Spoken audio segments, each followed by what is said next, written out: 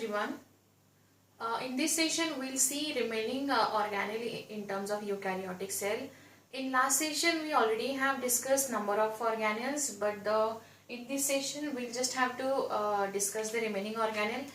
Like in last session, we have seen chloroplast, plasma membrane, cell wall, lysosomes, ER, and nucleus. And now in this session, we have to learn ribosome, mitochondria, Golgi body, and cytoplasm. So we'll start with a very I would say simple organelle of the cell, which is the cytoplasm. Cytoplasm, now see, this is the cytoplasm. It basically prevents the dryness of the cell, so it prevents the dryness of cell, and actually it is responsible for communicating between organelle and organelle. It is also, you can also consider as a messenger. So अगर किसी organelle को किसी organelle के साथ communication establish करना है, तो cytoplasm would be the organelle for that. So cytoplasm, and it has everything in it. Like cytoplasm is made up of almost 90% of water, and along with the water it can also have minerals, ions, organic and inorganic compound, certain amino acids, and certain ions also. So basically ये एक you can also call it as a cytosol. इसको हम cytosol भी बोल सकते हैं, और it is also called as a cytoplasmic matrix. जैसे हमने क्लोरोप्लास्ट में स्ट्रोमा देखा था, न्यूक्लियस में न्यूक्लियोप्लाज्म पड़ा है. लाइकवाइज हियर यहाँ साइटोप्लाज्म सेल के अंदर होता है. It occurs everywhere in the cell, and ये ड्राइनेस प्रिवेंट करता है, एंड ये सेल को इंटैक्ट भी रखता है, and each and every organelle को भी इंटैक्ट रखता है. So yes, that is it about the cytoplasm. Now next would be, we'll discuss the mitochondria. So I'll just draw here the mitochondria like this. This is the mitochondria. Now mitochondria का detailed structure मैं यहाँ draw कर रही हूँ. Now see,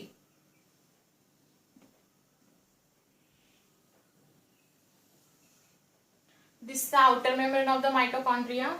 I'll just label it outer membrane, and because it's a eukaryotic organelle, it is supposed to have a organelle outside, it is supposed to have a covering outside. So yes, यहाँ the inner layer or inner covering has got number of foldings. इसके पास बहुत सारे foldings होते हैं. तो technically ये ऐसा होना चाहिए था, this one is the outer one, this one should be the inner one, लेकिन ऐसा नहीं है. ये इनर वाला, ये इनर मेम्ब्रेन जो है, उसने खुद को ऐसा अडेप्ट किया है या ऐसा रिस्ट्रक्चर किया है. वो क्यों किया है, we have to see that again. So इसके ऊपर हर एक, this is actually called as crista, इसको क्रिस्टा बोला जाएगा, और इसके हर एक के ऊपर ये ऑक्सीसोम्स रहेंगे. It is also having a matrix inside. इसके पास मैट्रिक्स भी रहेगा. So this is called as matrix. It is like a cytoplasm of the mitochondria. This is crista, and crista, it is like this folded structure, and crista is actually responsible for holding these oxysomes. इसका magnifying structure अगर हम यहाँ draw करते हैं, तो आपको ऐसा body, this is the base of this, and it has like this. So this is a bulgy head, this is the body, and this would be a base of the body. So this is oxysome, this is oxysome. So this is the structure of mitochondria. As we all know, mitochondria is known as a powerhouse of cell. Powerhouse of cell. Powerhouse मतलब ये energy build करता होगा हमारे body में.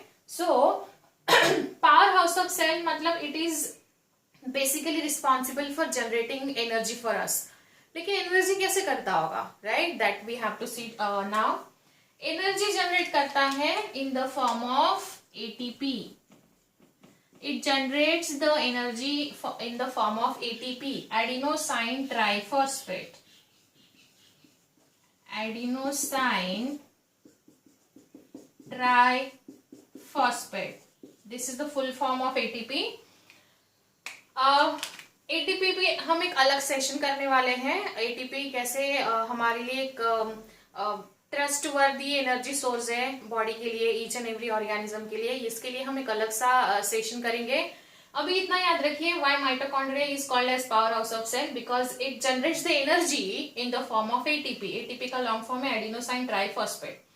Now crista is responsible for holding these oxysomes, and ये oxysome energy generate करता है in the form of ATP. These oxysomes are responsible for generating the ATP. Now oxysome के अलग अलग नाम अभी हम लिस्ट डाउन करेंगे. Oxysome is also called as F1 particle.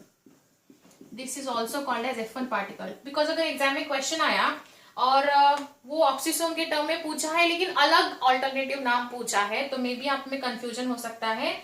Oxysome अगर F1 पार्टिकल पूछ लिया और आपको ऑक्सीसोम पता है तो गड़बड़ हो जाएगी. इसलिए इसके सारे नाम याद कर लीजिए. ऑक्सीसोम दूसरा उसका ऑल्टरनेटिव नेम है, और F1 पार्टिकल और उसका दूसरा नाम है एलिमेंट्री पार्टिकल.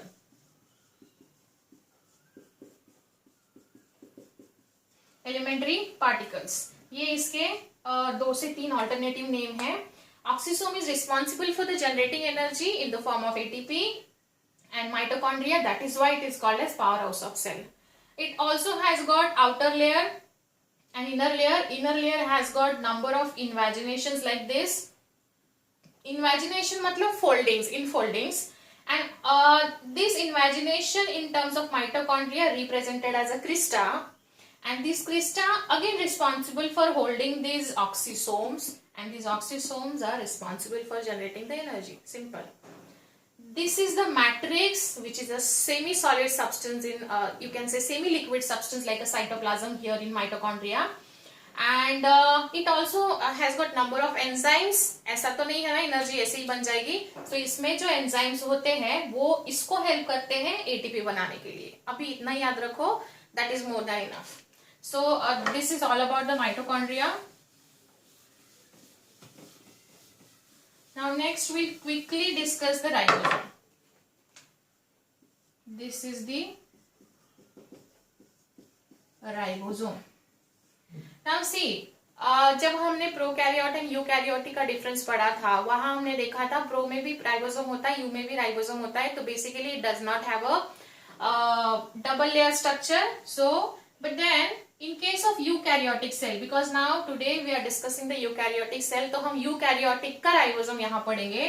eukaryotic का ribosome is responsible for the protein synthesis, and इसका स्ट्रक्चर होता है एक कौन सा टाइप था, अगर आपको याद आ रहा होगा तो इसमें होता है ATS टाइप.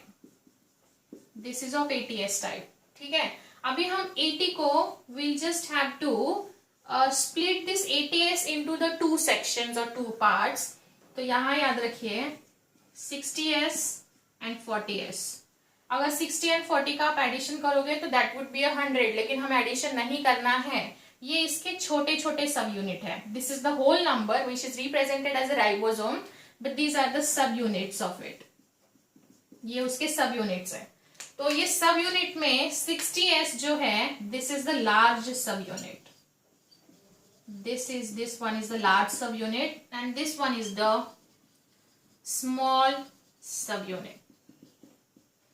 So इसका डायग्राम भी ड्रॉ कर लेते हैं राइबोसोम का. Small subunit is like this and this one is the large subunit. So this is represented as a 40S, which is the small. This is the small subunit, and this big one is represented as a 60S, which is known as large subunit. इतना याद रखना है आपको as of now. So yes, ribosome is responsible for the protein synthesis, and in terms of ER, we also have seen the ribosome on the ER. That is why it is getting the rough in nature. But then वो भी ये जो है, this is beaded structure is also called as ribosome. अभी भी हमने उसका function पढ़ा था. It's responsible for the protein synthesis.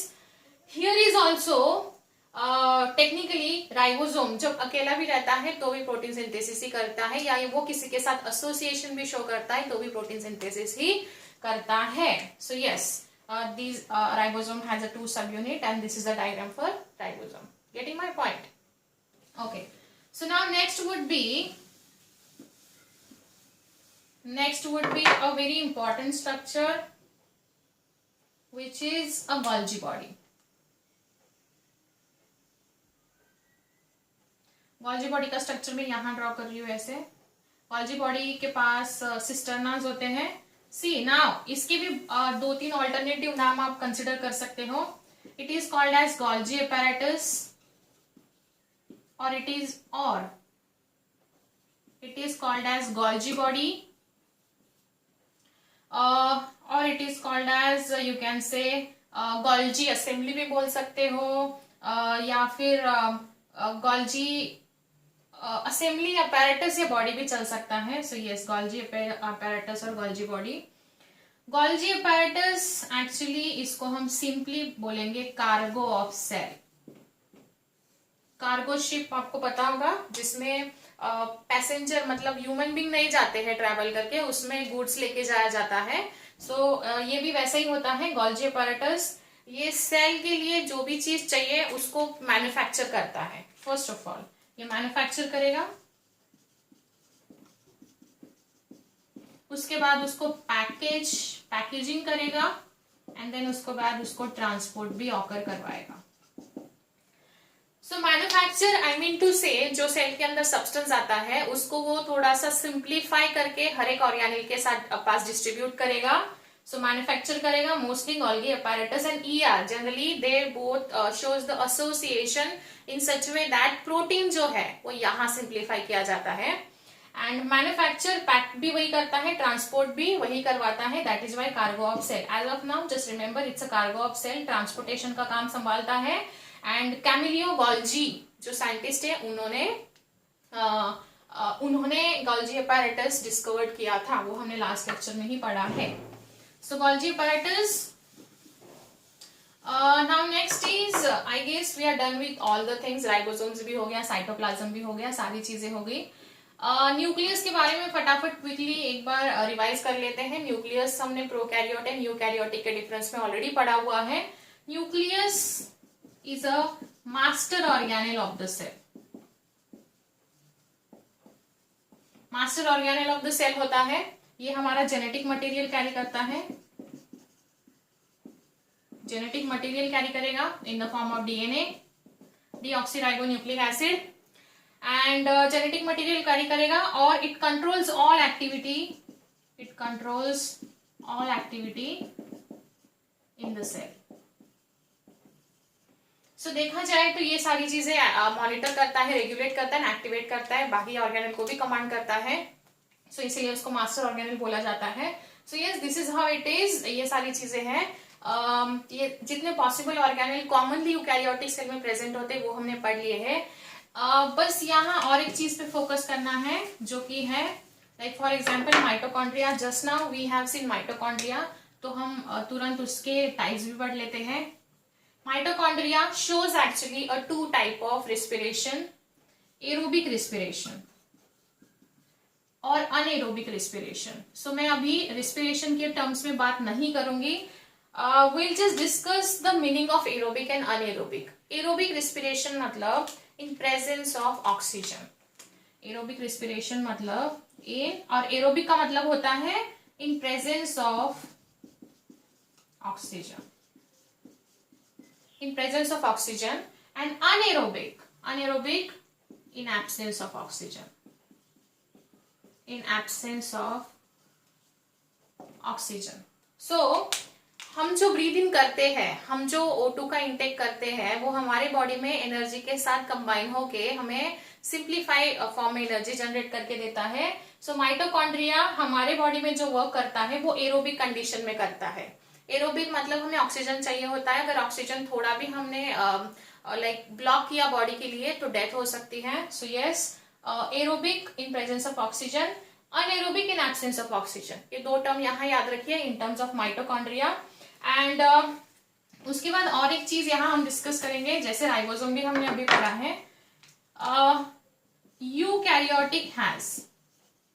Eukaryotic cell has ribosome. कौन से टाइप का राइबोसोम होता है अभी हमने पढ़ा, ATS टाइप का, राइट, ATS टाइप। लेकिन दो ऑर्गेनेल ऐसे हैं, mitochondria and chloroplast, they both have their own ribosome. इनके पास खुद के राइबोसोम्स होते हैं, और वो जो राइबोसोम का टाइप है, they have a type of ribosome which is a 70S। ठीक है, तो जैसे हमने difference in pro and eukaryotic में पढ़ा है, 70S प्रो के पास होना चाहिए, प्रोकैरियोटिक सेल के पास। बट याद रखिए, अगर आपको क्वेश्चन आया which of the following would be correct in terms of mitochondria, और माइटोकॉन्ड्रिया का एक सेंटेंस दिया है, it has a 70S ribosome, तो yes, mitochondria and chloroplast they have their own set of ribosome which is represented as a 70S। Prokaryote, and इसको confusion मत करिए।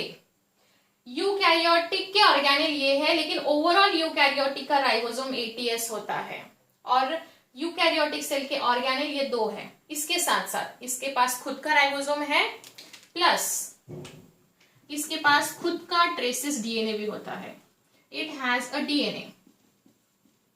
इसके पास खुद का छोटा सा ट्रेसिस अमाउंट में DNA होता है। अभी ये दो ऑर्गेनेल प्लांट सेल के लिए बहुत स्पेशल रोल प्ले करते हैं। राइबोसोम एंड DNA होने के साथ साथ ये दोनों है, इसीलिए वो they can replicate themselves, they can replicate themselves.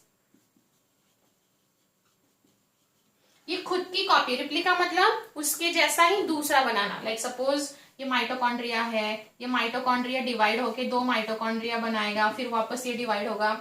सो क्या होता है, एक माइटोकॉन्ड्रिया नहीं चाहिए हमें बॉडी में, we require lots of mitochondria because हमें एनर्जी भी चाहिए होता है।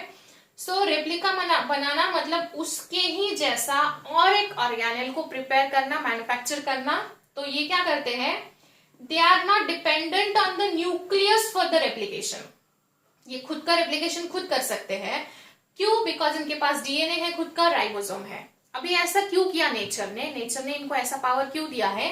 बिकॉज क्लोरोप्लास्ट फोटोसिंथेसिस करता है, माइटोकॉन्ड्रिया एनर्जी जनरेट करता है। अगर इन दोनों को बार बार न्यूक्लियस पे डिपेंड रहना पड़ता, वो जाते न्यूक्लियस को बोलते कि हमें रेप्लिकेट करना है, तो न्यूक्लियस का आधा टाइम इनको मॉनिटर करने में और इनको हेल्प करने में ही जा सकता था।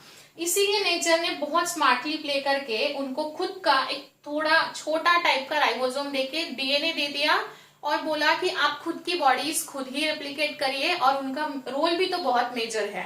दे have a very important role to play, that is why nature has given mitochondria and chloroplast their ribosome and DNA so that they can replicate themselves, and खुद को replicate करेंगे तो ATP and photosynthesis तो आराम से कर सकते हैं।